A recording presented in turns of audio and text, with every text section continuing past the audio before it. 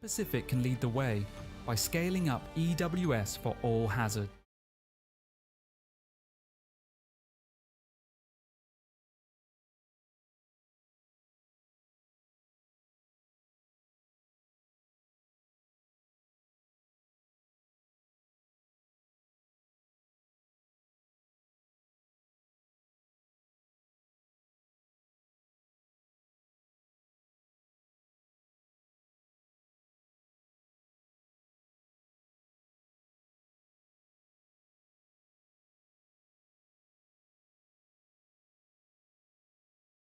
Social Commission of Asia and the Pacific. But today I am your chair and moderator, as requested by my good friends at UNDRR. So thank you so much for joining us. This session is a part of the Regional Early Warning for All Multi-Stakeholder Forum. This session, I think we have a big job ahead of us. It is a big topic: risk knowledge for early warning, early action. Now, when thinking about what this title and what this topic of discussion really meant, a colleague of mine asked me, she said, what is the difference between early warning and early action? And I said, my program at least works in tsunamis, and we were by the beach. And I said, okay, if I told you there's tsunamis coming right behind you, and you sat there and said, okay. I said, that's your early warning and you didn't act. I said, if I tell you there's tsunamis coming and you run away, that's your early action. But for me to say any of those things, I need to know the word tsunami. And I think we saw as well in the opening, one of the students that were in the videos saying that she warned her family. And she thanked her teacher, saying, I knew the word tsunami, I knew what that was. That risk knowledge really comes first before the ability to warn, and then the ability to act. So this is really anchoring all of our work on early warning for all. So it's a big task. Today as well, I think we will have 7 panelists coming from government, coming from private sector, coming from NGO, coming from multiple different hazard perspectives, community level. We've got private sector. I think this is a great panel. So what we will do is I will invite them each up to join me. We will ask a few questions, but we want to try and keep our structured session quite short, to really open the floor and talk, to have a conversation together. So I hope as we talk, you can jot down any questions that you have, any comments you would like to pose as well to the panel, and we can have some discussion around that as well. So please join me. We'll welcome firstly Dr. Carlos Primo David, Undersecretary for Integrated Environmental Science from DENR, our host from Philippines. Welcome. Ms. Litia Buokoto from the Pacific Community as the Senior Advisor on Disaster Risk Reduction. Mr. Adito Kodijat from UNESCO Intergovernmental Oceanographic Commission as the head of the Indian Ocean Tsunami Information Center. We have Ms. Paula Xavier, the General Manager of Simile from Timor-Leste. Welcome. And we have Ms. Asma Salim, Deputy Regional Director of ICVA, or the International Council of Volunteer Agencies, and Mr. Subir Sen, the Associate Professor with the Joint Faculty Center of Excellence in Disaster Mitigation and Management from IIT Roorkee. We also have one final panelist who is a little delayed in joining us, but he will join the stage when he arrived, Mr. Abraham Nassak, who is the Acting DG for the NDMO for Vanuatu. So please join me in welcoming everyone, and if it's okay, there's some seats at the front for people who are trying to pile in. One over here, a couple up the front. Please join us as much as you can, and we will get started.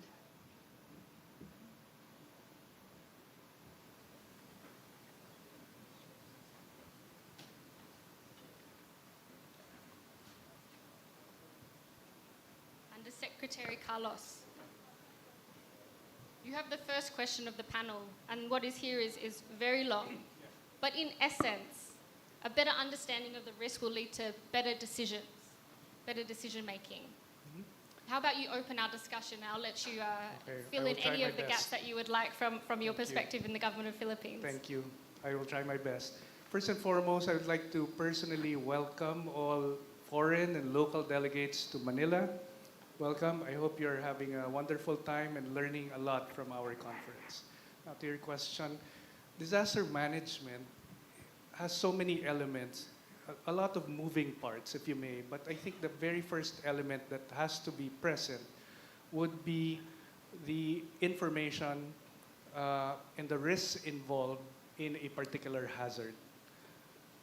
To top it all off, when we talk about risk, which talks about likelihoods and outcomes and probabilities, these are actually statistical concepts that normally our communities wouldn't be able to understand right away. Now, case in point, I think in the Philippines we have enough information on hazards, forecasts, likelihood of rain and typhoons and so on.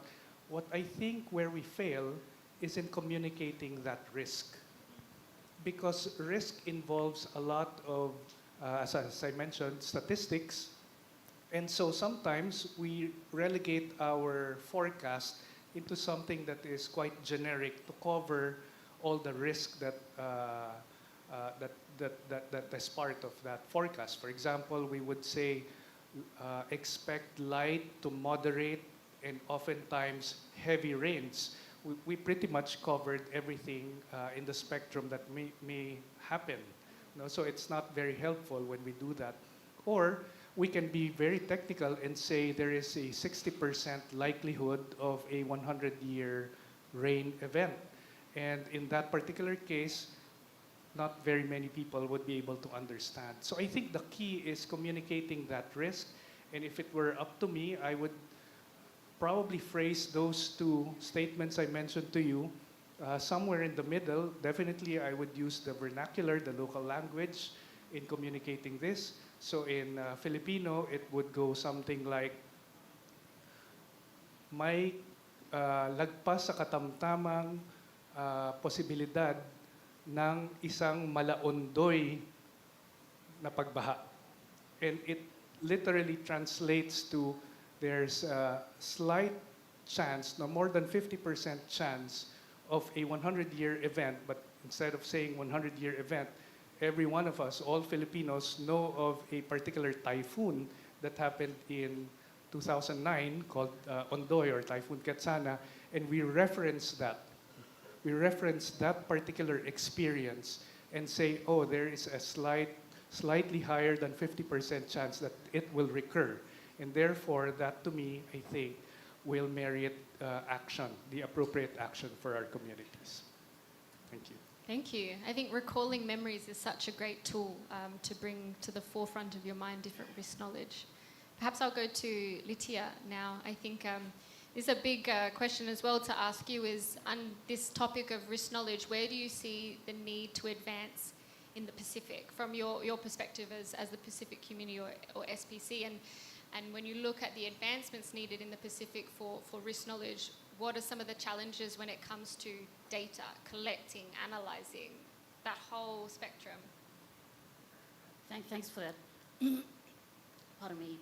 I think we run the risk sometimes of just asking for data and not fully understanding or appreciating what are we going to be using it for. And we run into this in the Pacific, that if there's an initiative to be done, including for early warning, the first reaction is, let's collect. So sometimes you actually do need to take a step back and to think about what are those questions that we're trying to actually address. Let's appreciate that first before we even start thinking about where we need to go to. So for a lot of the Pacific Island countries, one of the things that we've tried to work with members with is to look at, do we actually know what our hazard and risk profiles are? Before we even start and begin. Are we able to actually make sense of what we have first before we start investing in data collection? And one of the things that we actually need to be mindful of is we're already, as agencies, collecting data, but how much of that data is actually being utilized and actually to inform a decision? Because I think we've spent so much energy in doing that. So I think we need to develop a culture of evaluation and learning to look at how events have actually impacted us, to go, what are those key questions that we should have been asking ourselves that we actually don't have at hand? So things around, is the understanding of risk the same? And we all know that risk is different to different people. And how do we actually start to do that? I think we have in our communities living libraries that we need to actually lean on. That when it comes to early warning, the reaction from a scientific community is immediately to go, we need risk modeling. But I think we also need to be able to go, how is that risk modeling going to be utilized and be really start to incorporate some of that learning and that traditional, I'd say the indigenous knowledge, but local knowledge into incorporating that into some of the assessments that are actually conducted in Naka. Nakalitia. I think this idea of culture of learning, I think, was also exemplified in UNDRR's recent GAR report. Forensic learning, I think, was something that really pays homage to the learnings of previous disasters, like you said, recalling past disasters. That's probably a good way to segue to Ardito, working on tsunamis. I think recalling previous disasters and the memories and the learnings is so important for these infrequent but such high impact events as tsunamis. And you look after a tsunami ready program. Can you share with us how the tsunami, a little bit about the program, but how specifically the Tsunami Ready program can use data but also generate data, especially when it comes to perhaps gender responsive or socially inclusive early warning systems? Yes, thank you, Emily. So, Tsunami Ready programs is basically a performance-based community preparedness program. And it is implemented at the village level. The Tsunami Ready program is based on 12 indicators.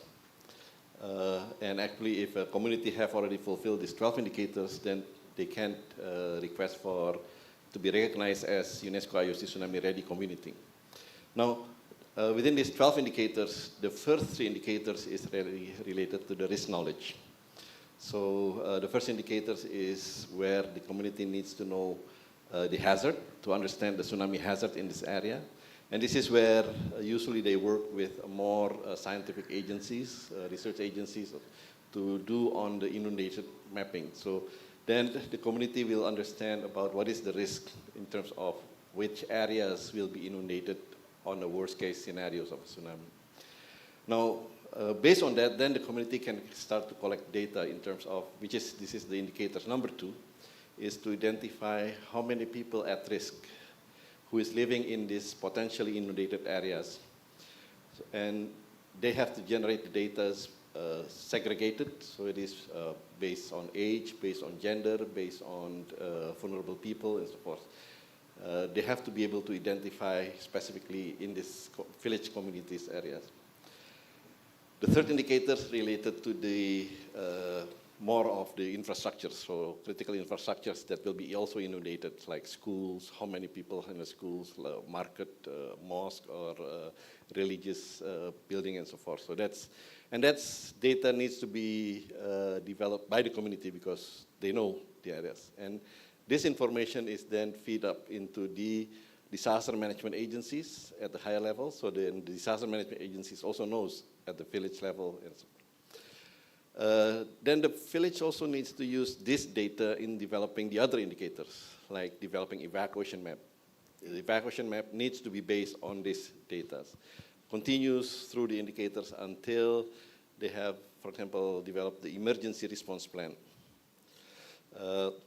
And then how they disseminate the warning. So all this information needs to be based on this data that they created. In terms of gender balance, I think the community, when they develop the emergency response plan, they have to develop what they call the community disaster risk reduction groups. And usually this is also required a gender balance, especially in India, in Indonesia, in Banda Aceh, as well as in West Sumatra. Actually, more of the women of the community led these disaster risk reduction forums. So that actually helps also in terms of this gender inclusiveness. Thank you, Ardito. I think it just reminds me, you know, the work that we do, we always use the term, it has to be risk informed, but it's so key. Those first 3 steps of that Tsunami Ready is really firstly about understanding the risk. Everything else needs to come after that. So thank you for sharing. I think now we go to private sector. This conference, there's a big focus on private sector involvement in DRR, so we're very pleased to have Simile from Timor-Leste with us today. So, Paula, can you share with us, and we all know that private sector has such capacity and potential, untapped potential probably, in investing and advancing DRR, especially risk knowledge. So from your perspective, what work are you doing in Timor-Leste? And what avenues do you see to promote learning among some of the other countries here from your experience? Thank you, Temily, for the question. Good afternoon, everyone. Simile is a unique panel member here today. In that we are not a government, we are not an NGO, nor are we not an a big international agency. Simile is for a profit, for impact, private sector company that works to deliver on SDGs 6 and SDG 13. The role of private sector in the delivery of early warning system in Southeast Asia and the Pacific is in general is small and underutilized. And this results in many missed opportunities for countries, for governments, and also for the communities. The better involvement of private sector in early warning system efforts is critically important if we are to meet any of the SDGs and Sendai framework goals. And there are a lot of things that should be done, and here are a few things that Simile thinks a lot about it. First, I think changing the way funding can be used. Most countries in the region utilize donor funding, which can only be spent on the host government or the NGOs, not the local private sector. Second, successful and sustainable EWS needs private sector involvement. And I tell you why. There are huge benefits to countries and international donors when they engage technical skills of the local private sector. And third, help governments on the software skills of running government services in addition to the technology. Too often, EWS are delivered with limited support to operationalize this interrecurring government budget and long-term resourcing with option to engage private sector. Fourth, recognize that private sector can provide significant innovation and deliver DRR outcomes cost effectively. The private sector can work with the governments to deliver these tools more quickly than the government by themselves. We can innovate. Yeah, we can also innovate. Simile has just finished creating an open source AI model to improve flash flood EWS with support from UNICEF Venture Fund. And Simile also has delivered a citywide flood early warning system for 51 cents per person to about 215,000 people in Timor-Leste. And it is 12 cents per person per year to maintain. And lastly, recognize that private sector can deliver EWS services directly to the consumers, or in this case, the communities. Traditional funding models support EWS services through governments, and Simile is currently working with UNDP to develop a B2C EWS model to empower coastal communities to manage their own exposure to climate risk and shocks. And this is a bottom-up approach to climate adaptation. And to answer your last question about, better like how can we learn among country, and I think they can be delivered through forums such as this event. I think this is a great opportunity for us to meet the sector and share experiences. And international development sector needs to involve the private sector in the discussion of EWS programming and success stories. Thank you. Thank you. I learned I learnt a lot just then. I think I've never heard of putting the monetary figure around 51 cents per person for this flood warning system, 12 cents to maintain. And the system, I think that's just goes to show that data is really sometimes a commodity and a resource that we need to dedicate budgets to, not only establishing but maintaining, and private sector is such a key component to that and making that affordable for a lot of countries. But I guess we have so many resources to that, whether it be private sector, but we also have volunteer agencies. So Asma, I have a question for you as well, and we've heard a lot of perspectives, but from your perspective, where do you see the involvement and value add of communities in the generation of risk knowledge? And how do we also ensure that it is, similar question to Ardito, gender responsive and inclusive at the end product of these early warning systems? Thank you very much. And can you hear me all? We can hear you. Yeah, perfect. So yeah, before I began, just in terms of the name of our organization, it is voluntary, but we are not a voluntary agency. We are NGO platform. We are headquarters in Geneva, but we have geographical spread out, and I'm representing the Asia Pacific. Regarding your question about the communities, of course, their participation and the value addition that communities bring is something which is so phenomenal, so basic, because they have the local knowledge, they know the pattern, they know the historical pattern as well. And integrating that, like some of the panel members also mentioned, together with the scientific data, that really help to kind of bring these two together to have more accurate information and more lively and more informed one for the local communities.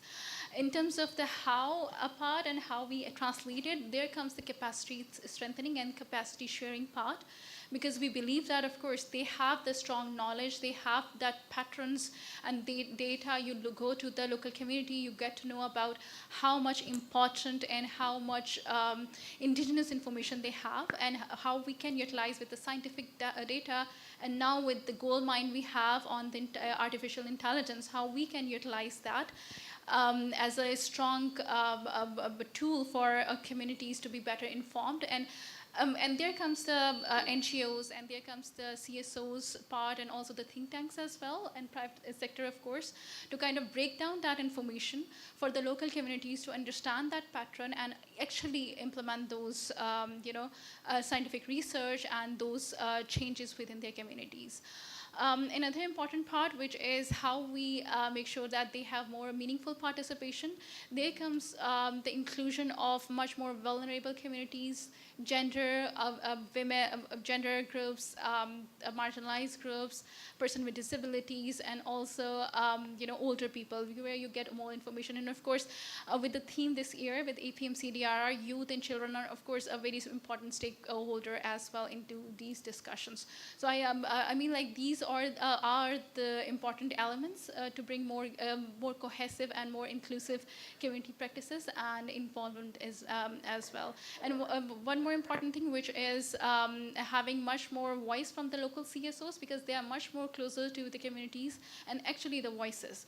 So that really helped to kind of bring that gap between the international entities and with the local communities to kind of translate and bring this into more professional way or more structured way in the community. Yeah. Thanks. Thank you. Thank you. I think that just echoes what Undersecretary shared as well about bring science and community awareness, local vernacular, making it accessible as well. So appreciate the response. Now to academia. Subia, how do you see, I mean, this is a big topic, you really do ground everything that we do. How do you see academia, I guess, contributing to risk knowledge? But also, can you tell us about different disciplines, say? We've got behavioral science, we've already spoken about some modeling and data work, but the advantage of technology, there's so much that you can cover under academia. So how do you see, I guess, the opportunities, what some of the key challenges that you face for contributing to risk knowledge that we can use? Yeah, thank you, Timili, for this question, and thanks for inviting me to this panel. And I see that I come from that part which is going to feed into your requirement, because I'm going to deliver the skill that is required to take up the challenges that you have just now mentioned. Now, there is no straightforward answer, I guess, and I don't know how many over here in this particular room had a formal training in disaster risk management. I think many of us come from different disciplinary background, and because we share common interest in disaster risk management, we are here, talking about disaster, climate change, sustainability. So therefore, when I look at development of academia per se, we see that in recent years we have a lot of courses, program, both in my country, India. Basically, I draw experiences from India, as well as my experiences from Japan, China, and South Asia. Now, if you look at development of courses or pedagogy, it is completely market-driven. Why someone is going to choose computer engineering over mechanical engineering or civil engineering? Because everybody requires higher salaries. Can MBA finance really feed or help you with disaster risk finance and insurance? These are very interesting questions, but at the end of the day, it is the job prospect that decides which courses a person are going to choose, and thereby we as institutions offer those particular courses. But in recent years, we have seen that there is a change in the mindset. And now we are looking forward to such kind of courses which are highly multidisciplinary in nature, where many things will be taught, in a particular course, delivered by, experts from different field. I am also a learner. I am also a student. I also learn from my technological colleagues. And just to help you out how we are collaborating, I will just bring in one example. In one project,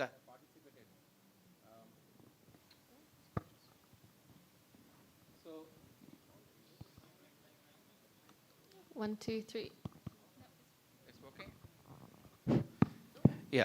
So in one project, I participated on flood early warning system, and we were looking at one city which is threatened by flash floods.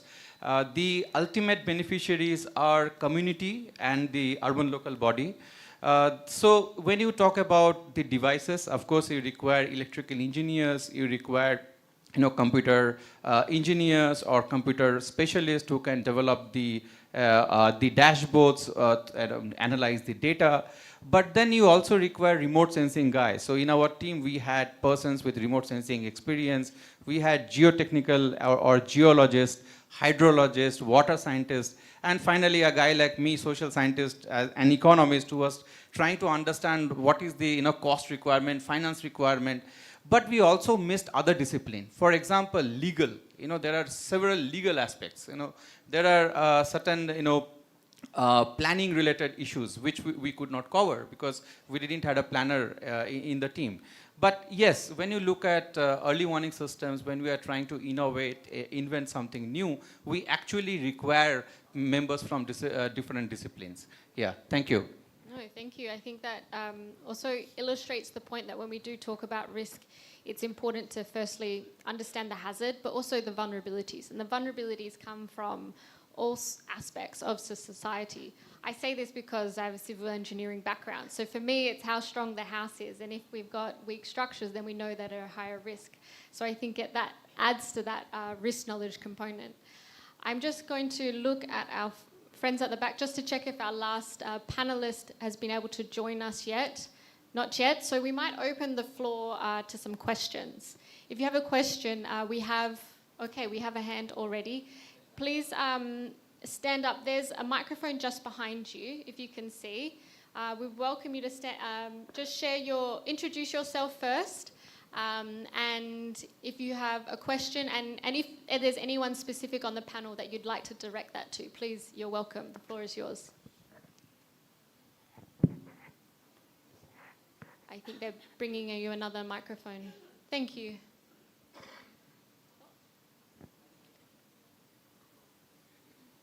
Test. Oh, okay. Okay, thank you so much for the opportunity to join this panel that I think it's really interesting. I'm Cecilia, delegation from Indonesia, from Resilience Development Initiative, and I'm and my colleagues are working on sustainable and resilience-related topic too, and kind of multidisciplinary backgrounds on our organization, on our think tank. And so I'm really interested from Ms. that talk about from Asia Pacific. I think, I'm sorry, I don't really catch the name, I'm sorry, and how we can bringing together scientific data and local knowledge.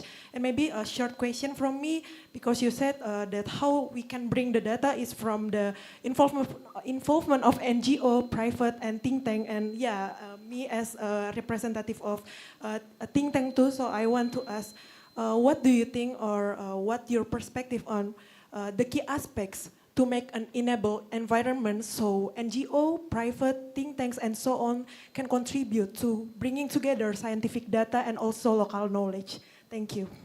Thank you very much. I think this is a very interesting question and very relevant to this forum as well. And it's so surprising because they are the expert here on that. So answering your question, I think one of the key elements for this is having a dialogue just like this, you know, having a multi-stakeholder dialogue, having a more collaboration and partnership, and bringing more diverse group into the discussion. I think that's the key to having, you know, a more diverse people, private sector, just like this. I think that is very well curated speakers, panelists, so you can see that. And I think that's something you can do in the Indonesia as well, to bring, first of all, map out who's there, what are the actors who are actually working on the data side. Of course, you got like UNDRR, which is like specialized. You've got different think tanks as well, government agencies who work and get a lot of data. Of course, local communities, local NGOs who bring a lot of data and a lot of expertise on that space. You can bring together all of them into one platform and have that discussion. And of course, with the technology and with the things we have right now, we can easily cover those questions and have those sessions online, having a webinars, or maybe bringing best practices from other countries. Like we have some of the expertise here and with my neighboring country like India. So you get all these information from these people as well. So I think it's all about collaboration and partnership and bringing all these people together. There's probably something we also need to be quite aware of, particularly when it's when you're talking about risk knowledge in the as it pertains to early warning, is context. And the context changes depending on location and depending on who's the recipient of that information. So, you know, that we just have to be very mindful of that. I remember when the first risk profiles were produced for the Pacific, we looked at some of the results and we sort of scratched our heads, because what we realized was the modeling work is great, but the actual data that went into it wasn't actually indicative of the actual situation. So we've got to be able to also challenge what it is that's coming out. And you know, then that's why that evaluation process or that learning process is also quite important. We've got to be able to learn from previous events. And if we're not doing that, then we need to actually start doing so. Because it's the only way that you know. It's the way that the warning services realize whether or not the information that they're putting out is actually understood and is actionable. And if it isn't, what can be done to improve it? Thank you. Being critical, that's important. And I think being brave enough as well to be critical of some of these models that come out. We have another question. Please, sir, introduce yourself. Hi, good afternoon. I'm Mark Alcantara from the Philippines, and I'm in part of the Ayala Foundation. I'd like to ask this question to Yusek David. Sir, knowing that the Philippines has a very wide range of different cultures, different backgrounds of minorities also, knowing the challenge of risk knowledge, of how we translate these into the grassroots level, and knowing that the urgency of the matter of how should we do it? Is it more on a macro level, or should we do it on the very basic unit, which is like the barangays? With also the challenge of how do we make a wide and a big impact on the risk knowledge for early warning and early action. Thanks, Mark. I will echo what my colleague here just mentioned, and it's all about context. You see, the information that we receive, no, most of us are in the information generation side, but the recipient of that information, it has to have that proper context. We respond differently to information. For example, in many of us, we probably will respond best if we are provided models and historical data, but those won't actually matter much to, for example, local communities.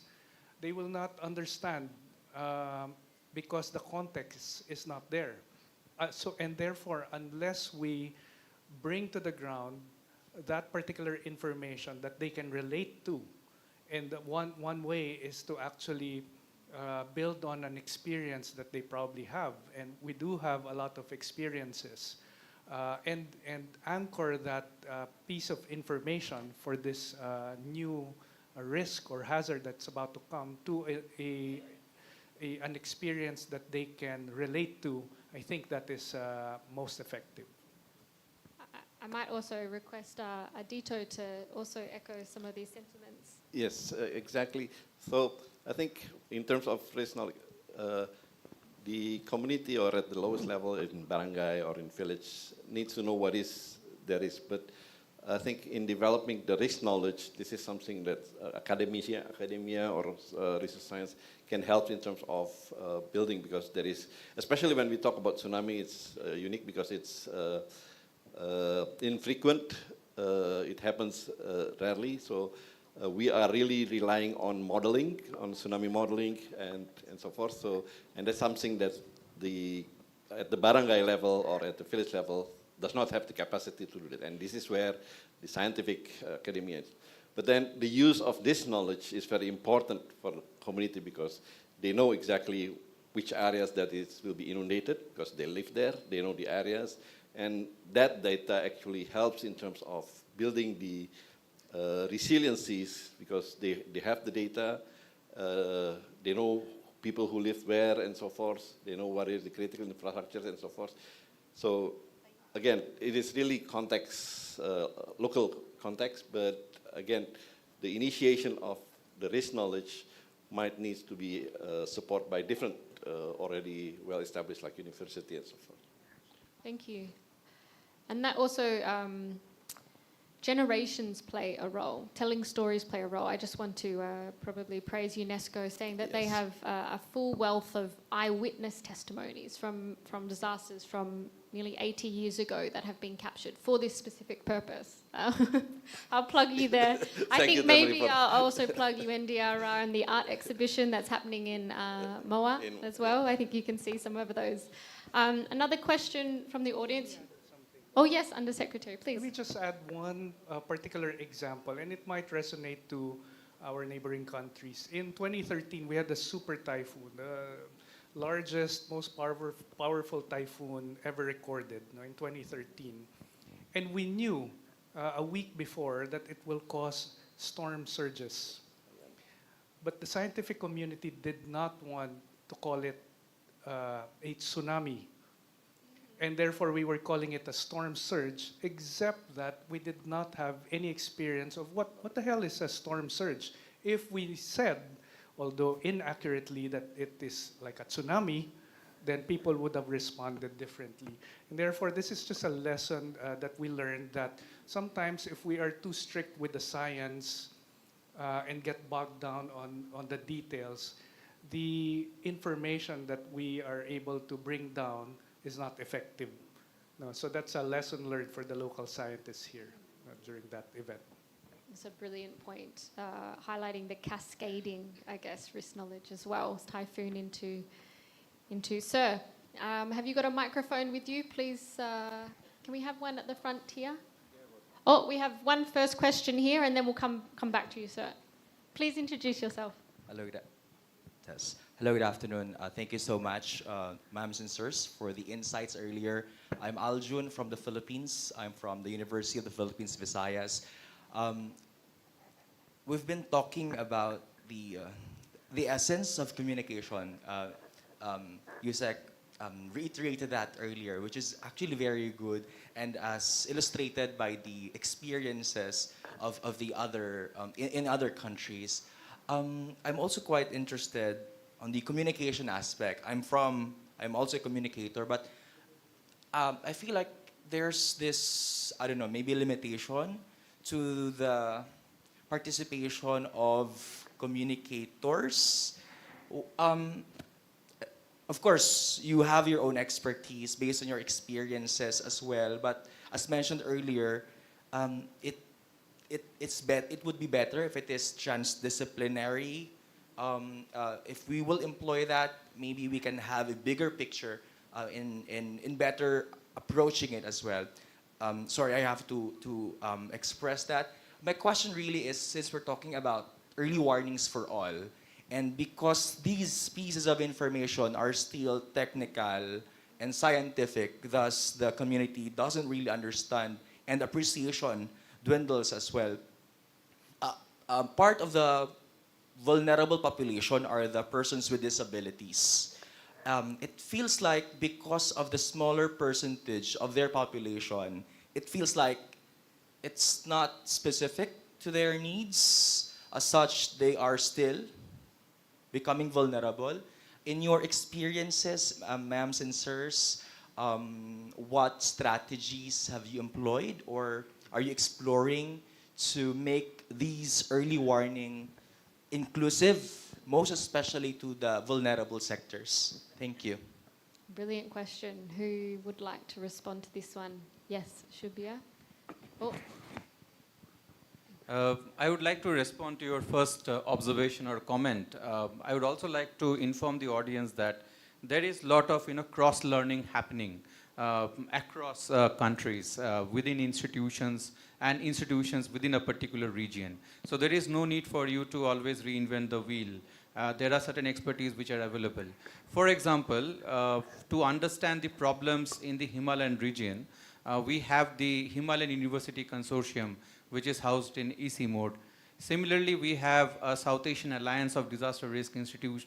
So there are members from different South Asian university, and we do collaborate, we do cooperate. There are some members who are in this particular room. Then you also have GADRI, a General Alliance of Disaster Risk Institutes. There also we communicate. And there are several other platforms where we do really communicate. Now coming to the second question that you have raised. See, when we are looking at any kind of early warning systems, we always think of inclusivity, especially in the context of India, where certain communities are separated or they are settled in a specific way. I don't want to comment why it is so. If you know the country, you know why it is so. But we also now try to address certain kind of issues to bring in more diversity and include everyone. We do not want to leave anyone behind. In saying so, what we did for this particular project that I just shared with you, the dashboard was made in the vernacular language. So it is not possible for everybody to understand English, right? But Hindi, possibly many people can understand.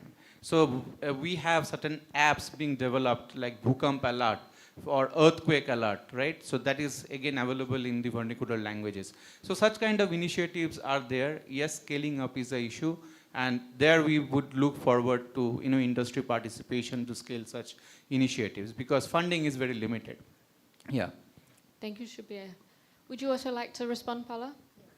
Yes, just from the private sector perspective as well, we are, at the moment, we are working on a few projects. For example, like for people with dissemination of the information is obviously has been challenging like even in my country as well. So in Simile, we are currently working on a project, sort of like developing like a bracelet for people with disability, especially those people that cannot see. When there is an early warning, the bracelet will vibrate, for example, like that. And then also like a siren and other innovation as well. So obviously, like from the private sector, there has been an innovation to make sure that the early warning is inclusive for everybody. Yeah, thank you. Thank you. Ardito, would you like to also? Yeah, again, because more of my activities is on tsunami hazards. So I think we try to relate this is risk knowledge, early warning, and early action. So the community, we are working at the community level, at the village level. So they have to understand about what is the risk, whether they are in the local tsunami areas or in the distant tsunami area. If they are on the local tsunami areas, then it means that the tsunami might arrive very early, within minutes. And then they can take that, what they feel is the early warning, and then there is the early action that they need to take, for example, the self-evacuation protocol. If there is knowledge, they know that they are in a distant tsunami, for example, in India, which have about 3 hours, then they can rely to the official early warning, and then they can take the early action after this official early warning. So that is actually how it relates. Looking from the community perspective, they know what risk knowledge that they have, what warning that they will receive, and what actions that they need to take. And I think we need to look at also from the community perspective, from the village perspective, rather always looking from the provider's perspective. Thank you. I think that's a good point. On preparedness, are our communities expectant? They know where the warnings will come from. They know how the risk will be communicated. And maybe I can also just add one small point. I know the UN Disability Inclusion Strategy really highlighted this campaign, We the 15. We always talk about disability probably as a minority, but it actually represents 15% of our global population. And looking around in Asia and the Pacific, there are a lot of populations that are aging, so this number is a lot higher. So looking at inclusivity, accessibility is something that's not necessarily just for minority populations, when it's more and more and more. So thank you for your question. I will come now to this side of the room. Sir, the floor is yours. Please do introduce yourself. Thank you very much. My name is Laitia Fifita. I'm from the Tonga Meteorological Service. Thank you to all our wonderful panelists for a great session. And it warms my heart to be here in this room for this session, the risk knowledge here, because basically the discussions being made is basically the fundamental pillar number 1 of our early warning systems, is to addressing the risk knowledge. And I would just like to share some of the operational comments from an early warning agency that deals with early warnings, and especially the risk knowledge here.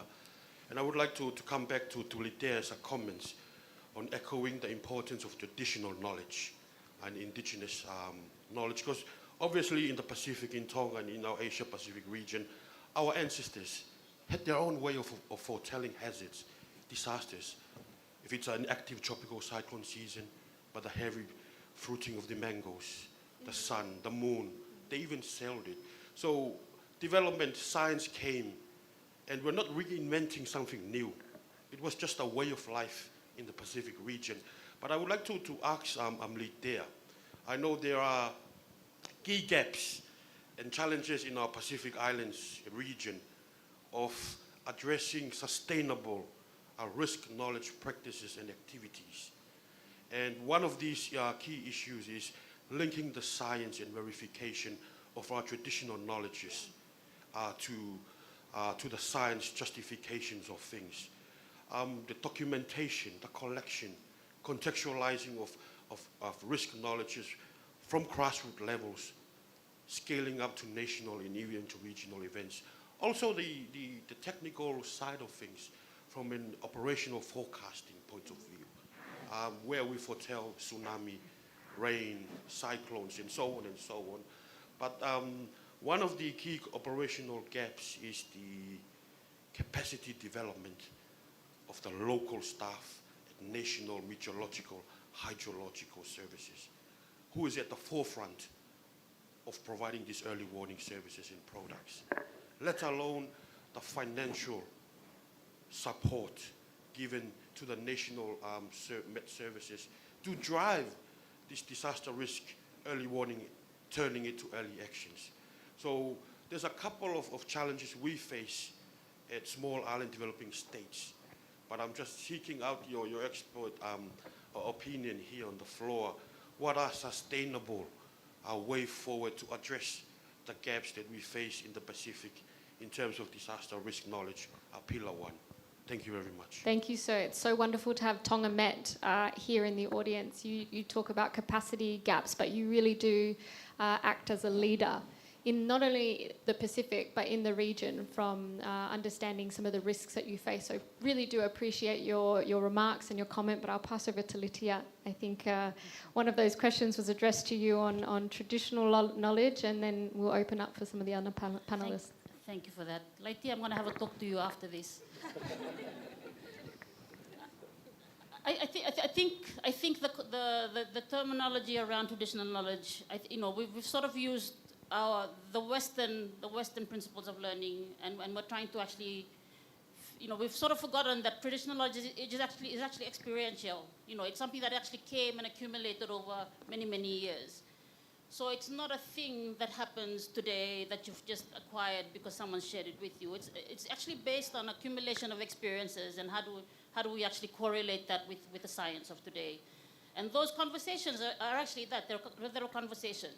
Warning services need to get together with the sectors, with the response agencies, to be able to actually bring this into context and to be able to develop these messages that need to be actually sent out.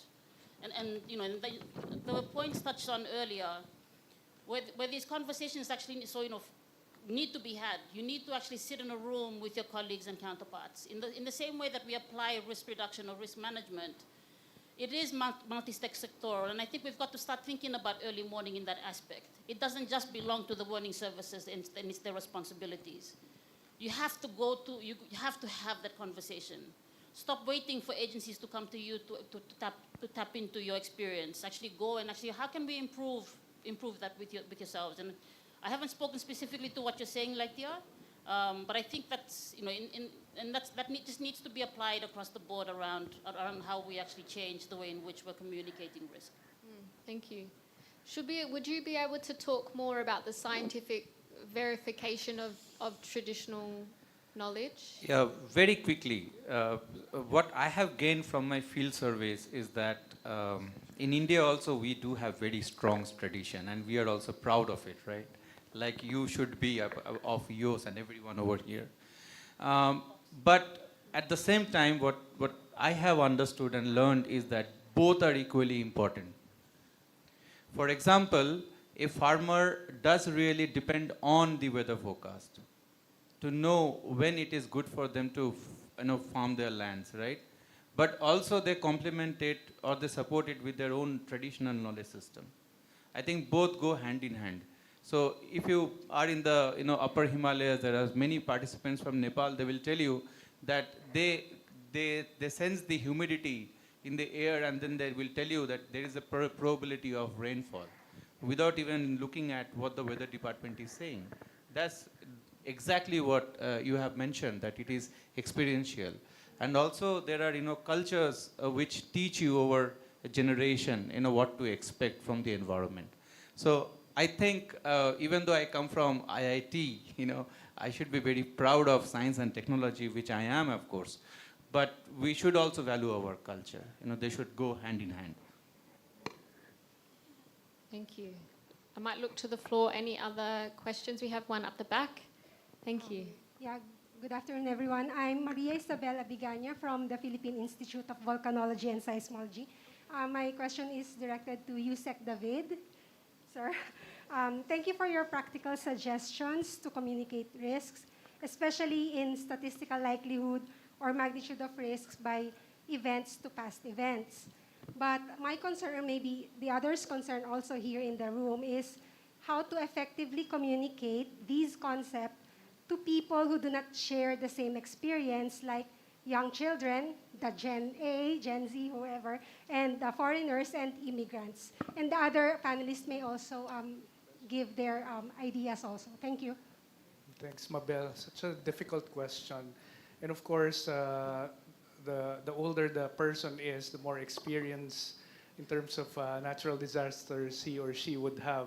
So in our case, we can relate to a particular flood event or a volcanic eruption, but you're correct. For people, not only the younger generations who have not experienced this, or people in another part of the country that did not have that particular event in their specific place, how do you translate that?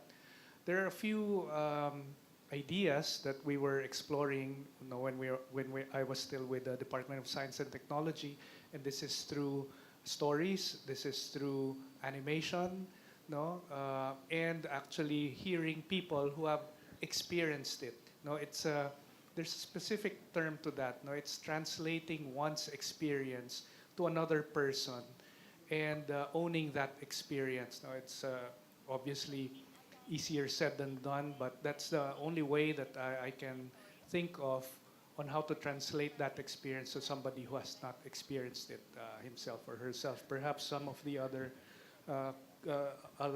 colleagues here would have a way or a strategy in doing so, in having that experience translated or transferred to another person. It's a difficult one, I think, looking from the faces of the panelists. Thank you, Asma.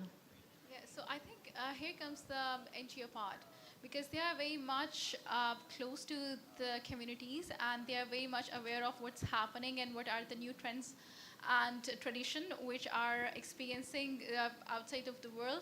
That really brings that culture and bridge the gap between the communities and between the international entities and the trends that has been. I can give you one example, because I have been a part of one of the time back in 2004. There was a massive earthquake happened in Pakistan, the northern part of the Pakistan, and I belong from the north part of the Pakistan, and I was a kid back then. And it was such a massive, I would say, trauma at that time when we got to know that we have to evacuate our homes. And we were not, I would say, in a village or something. It was a city, actually. So at that time, I remember we got a chance in our schools. We got a lot of learning, experiential learnings. We got a lot of trainings, because that was becoming a very casual thing for us. And living in the north, and back then, 2004 to 2008, it was a very bad time for us in the north part of the Pakistan. So that's how we kind of get to know about, because we were there, and schooling, of course, is a part of it. And there are a lot of organizations and NGOs who have been working into that space. And of course, again, the reason behind these discussions and the reason behind these dialogues is to kind of bring those experiences together and kind of, have these dialogues. And that's one of the questions that someone asked earlier about, how we bring this knowledge together. And I think that's come the part of having more partnership, more collaboration, and having much more learning, wider learning experiences, bringing not only just private sector or academia, but also civil society, specialized agency, private actors, UN agencies, and donors as well into that conversation. Because at the end, it's come back to the funding. So of course, we need to have those minds as well, to have those discussions in a broader way, but also managed by the micro level with the NGOs and with the community leaders.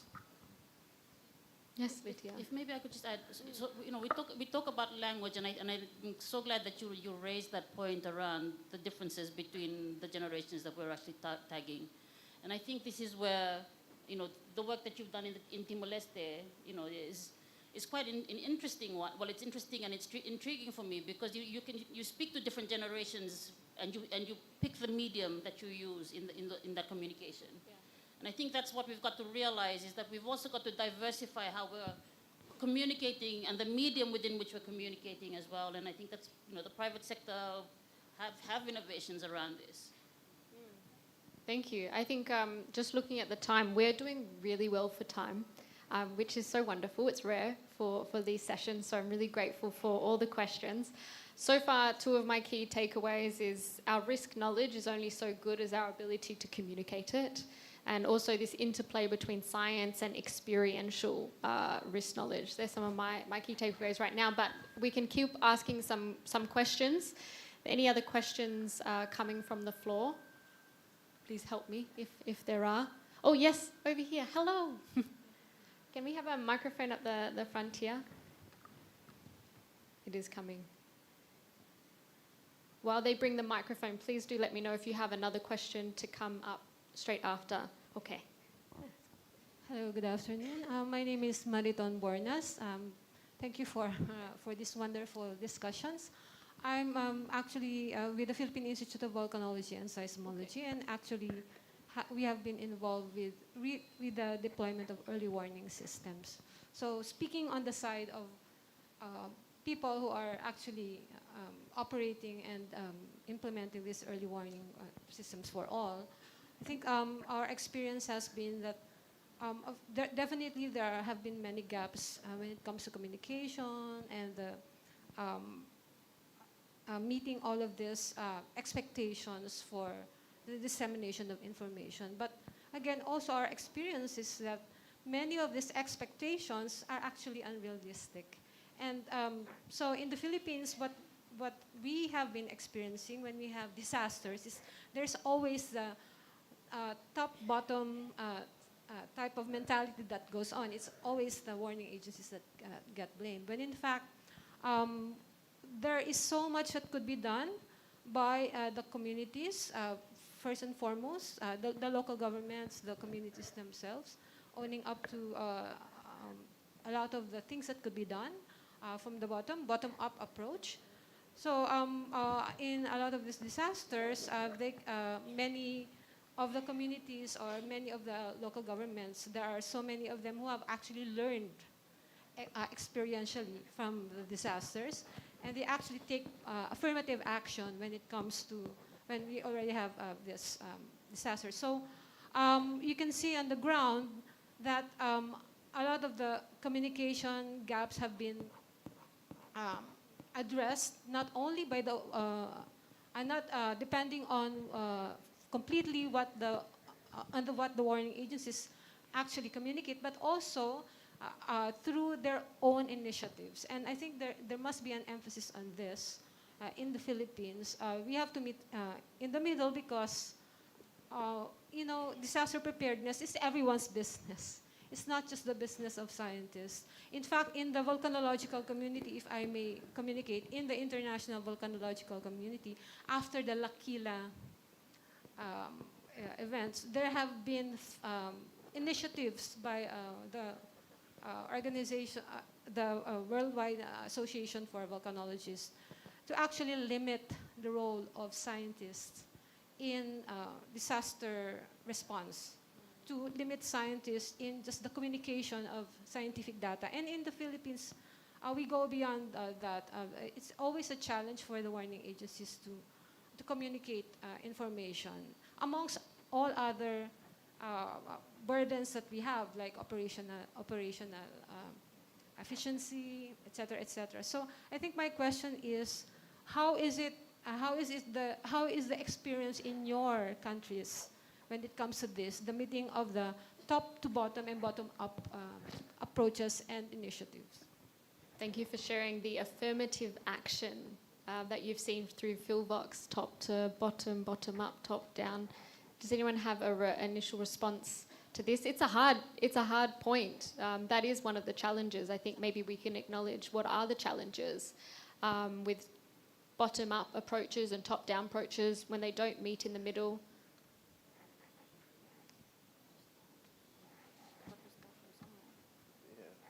I think it's really I think it's a very good question, and it's a very difficult question because, again, when we talk about early warning, I think there is from the perspective of the providers, which is the early warning centers, but there is also in the perspective from the community what information that they need so that they can actually take action.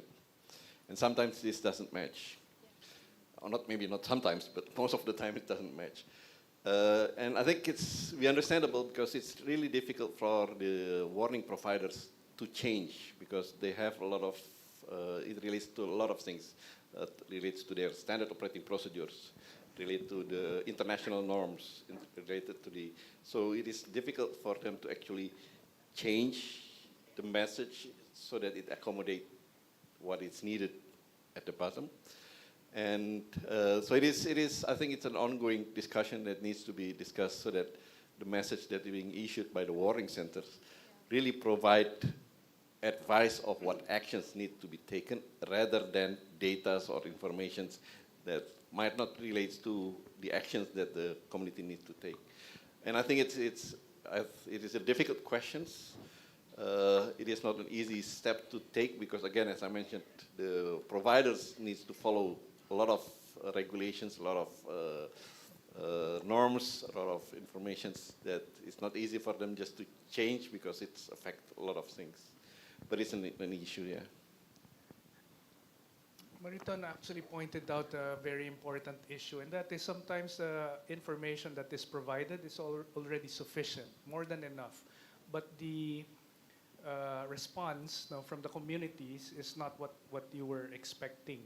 So I cite one LGU that is living near a volcano that erupts pretty frequently, like every 7 years.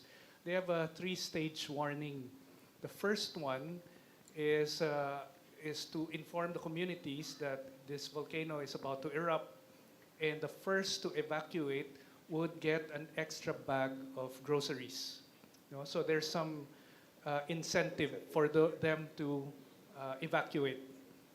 After some time, the same LGU comes to the community and says, okay, there are only, let's say, 28 facilities left in the evacuation center. So 28 families can be accommodated in the evacuation center. And this is an opportune time for you to come down already, which is good.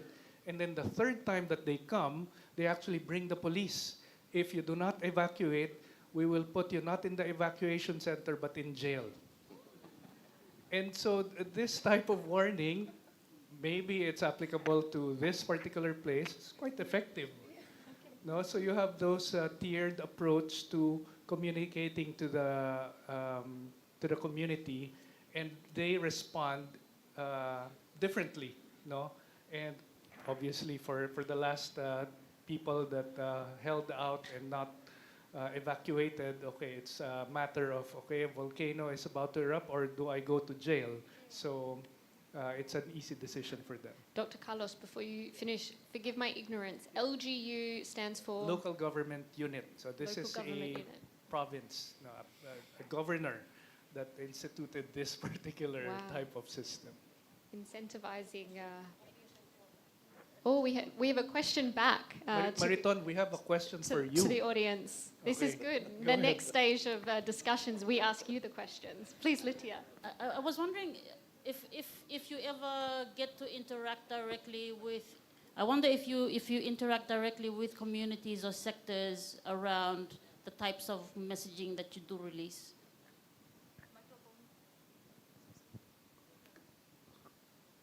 Yes, thank you for the question. We do have actually a specialized division for this. They're focused on disaster preparedness,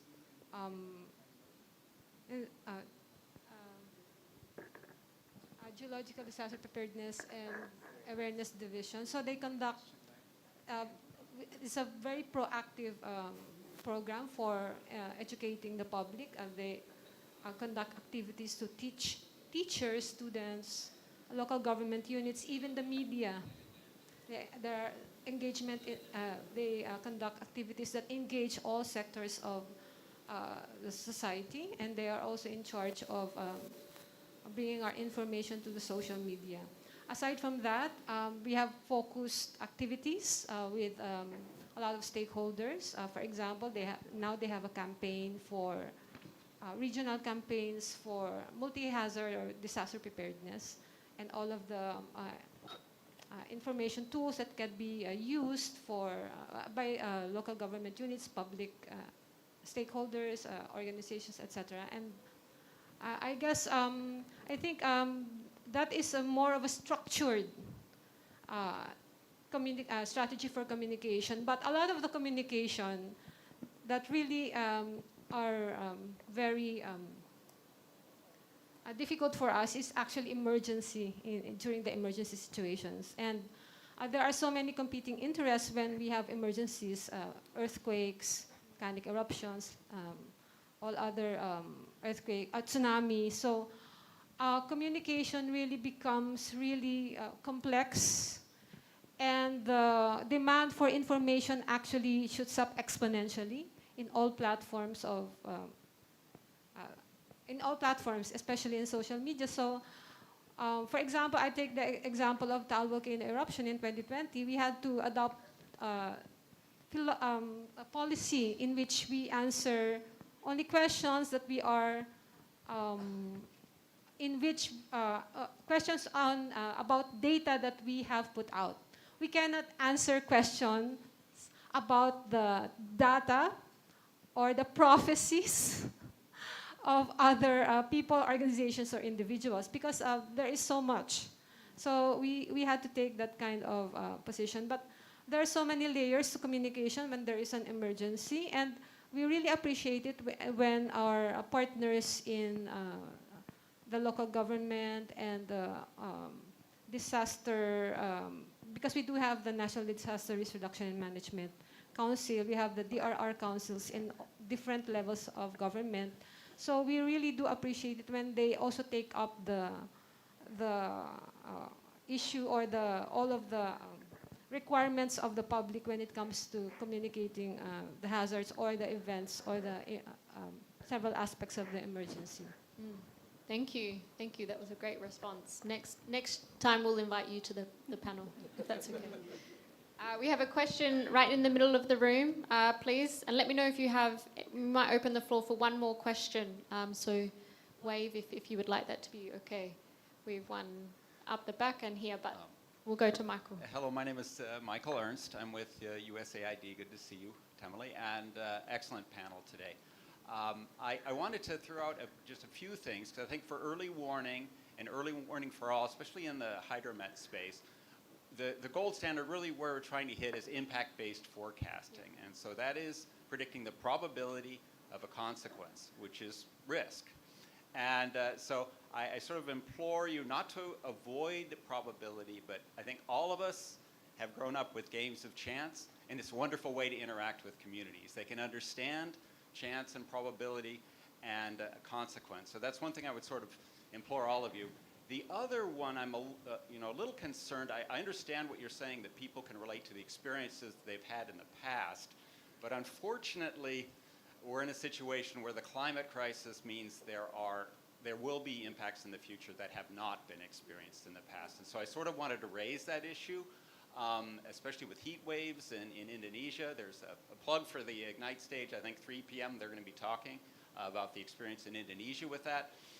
And so you're talking about a country that hasn't had those experiences in the past, but probably will in the future. And so this is where I sort of ask the panel, do you have ideas for how to express risks that haven't been faced in the past? Great question. It also links up to your discussion already about, was it a tsunami, was it storm surge we haven't experienced, how do we communicate that? And I mean, if we were to take a step back, I would say that's probably the metric that you would use then. That that's the bar. That is that what you're going to experience is actually something that you've never experienced and that we do not know about. And I think that's so. In terms of communicating risk, we've got to be able to relate it to something. So what you can relate it to is something that they may or may not have experienced in this current lifetime. But you can certainly point to something that they've never had.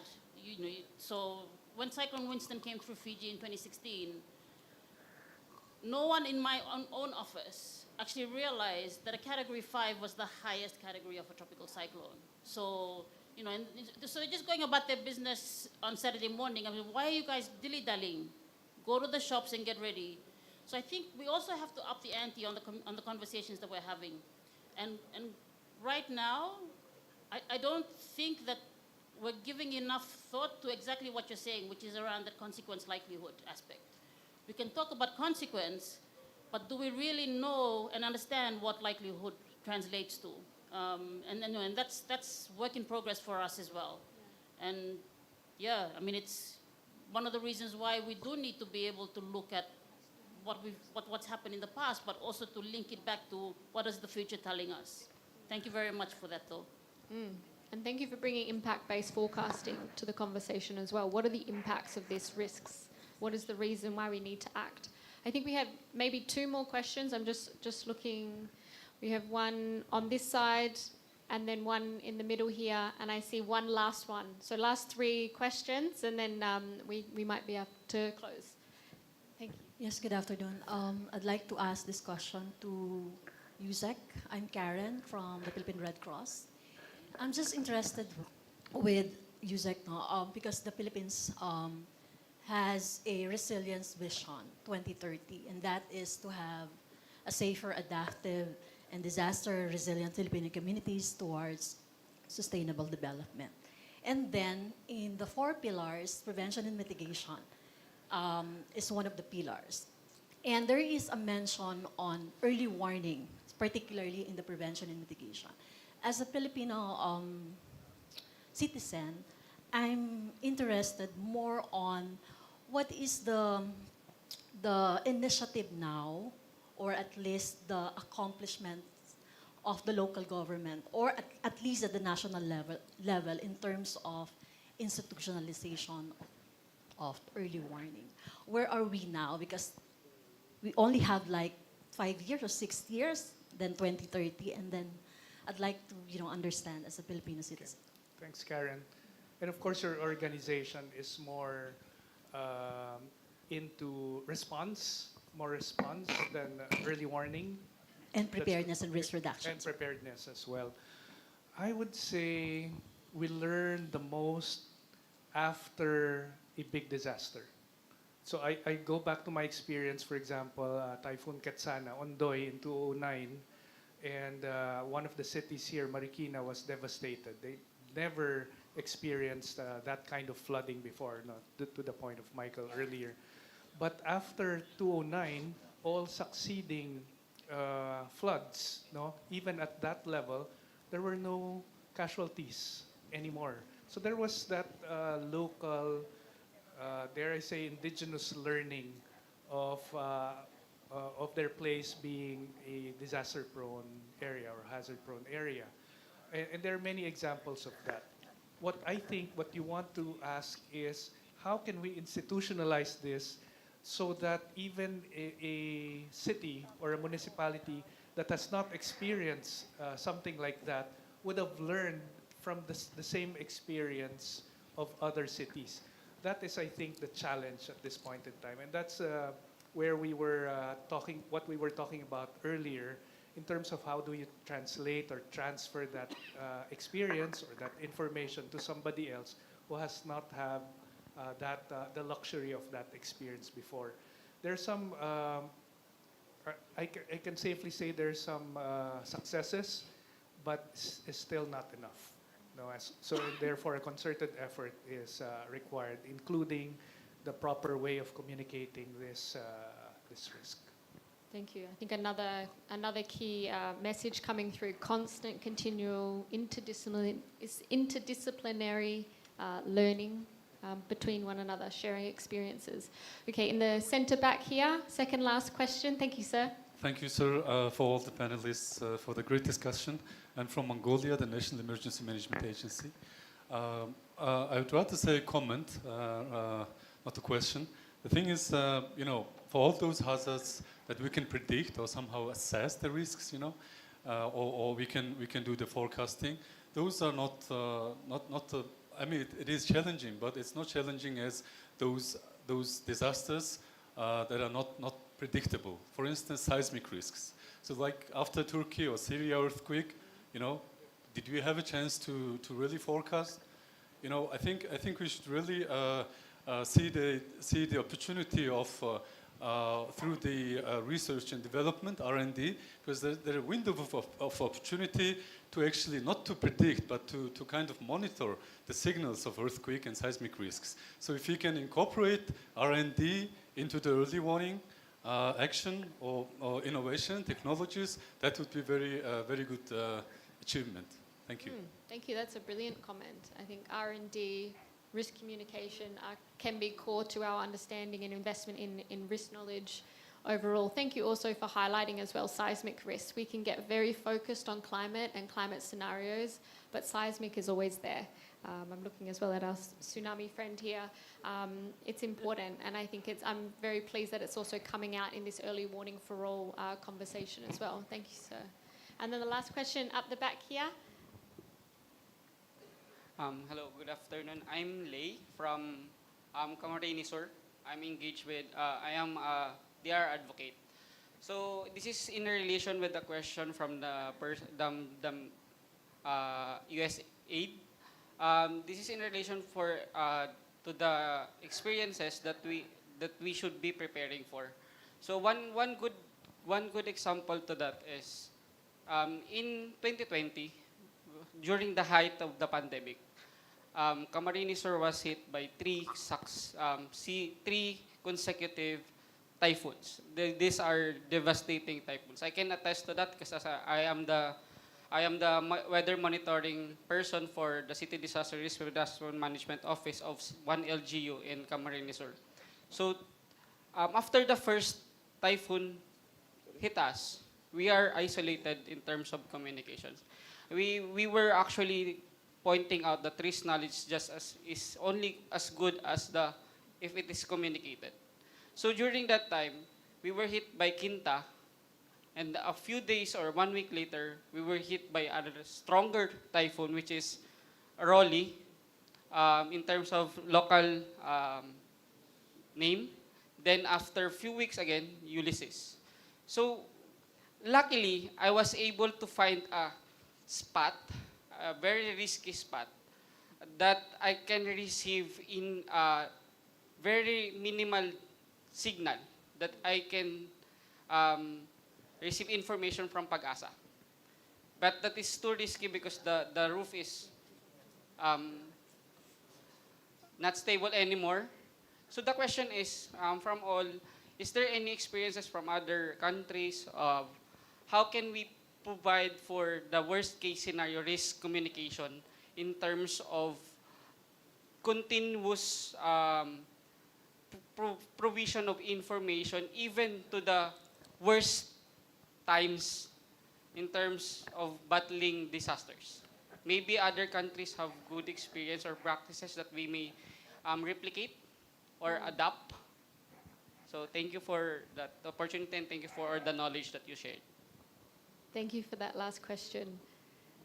Is anyone bold enough? I think there's so many worst case scenarios that we can draw on. You know, there were the twin cyclones and earthquake in Vanuatu. There was Tonga that had to respond to the volcano in the middle of the pandemic. Would you like to respond to that question? I think Tonga Met is probably a great respondent to that question. Can we have a microphone just at the front table here? Thank you. Yeah, I think Tonga has a lot of examples on dealing with worst case scenario plus pandemic on top. We laugh about it, but we do these contingency plans, and I think that final scenario, when it gets too much, then ends up becoming reality. So it's a really good question to model and practice on. Thank you very much, Temeli, and I thank the colleague for raising this very, very valid question. Yeah. In terms of dissemination of warnings to the last mile. And I would just like to share the experience from Tonga, because we've been going through a lot. And obviously, the internet and the communication powers are the first to go out.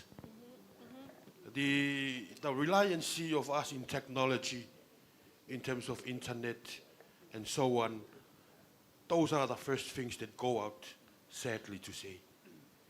In a local major earthquake, in the recent volcanic eruption that triggered the tsunami in Tonga, and on so many times occasions of severe typhoons or tropical cyclones, it's the technology that usually goes out first. But from my experience and current practices, the use of high-frequency radios, VHF radios, from my experience in the volcanic eruption that disrupted our fiber optics and every communication, this was our only way of getting information out. But not to the public, but to our outer island Met offices, and then from there, the word of direct briefing of mouth, and so on. But just to respond in terms of infrastructure communications, the radio is also one of the very less costly, but also robust form of dissemination and communication in times of disaster. But not only that, but also the local government, district, town officers. They themselves act as meteorological authorized officers. Through trainings and awareness, they also provide guidance to the local villages when the dissemination system goes out in terms of technicalities. Thank you very much. Thank you. I think that's such a brilliant place to close, and I truly appreciate the ability to have a discussion between the panel, responding to your questions, and also hearing as well from the expertise in the room, because this really is a diverse audience. I'm so sorry, sir. I've got the flag from the organisers to begin to close. So I might just stand up here because I need to read my notes, because I feel like a lot has been discussed. So maybe just to sum up, I will give you my key takeaways. I think everyone here has a different perspective. Every panelist has a very different perspective, so we all probably have key takeaways. Something that stuck with me in this conversation was from Lytia, and you said, you know, risk knowledge is a way of life. You know, we can do so much from it from a scientific perspective, but it is also experiential. So how do we incorporate risk knowledge, risk communication, research and development, and further developing and critiquing and evaluating and learning as a constant in our work?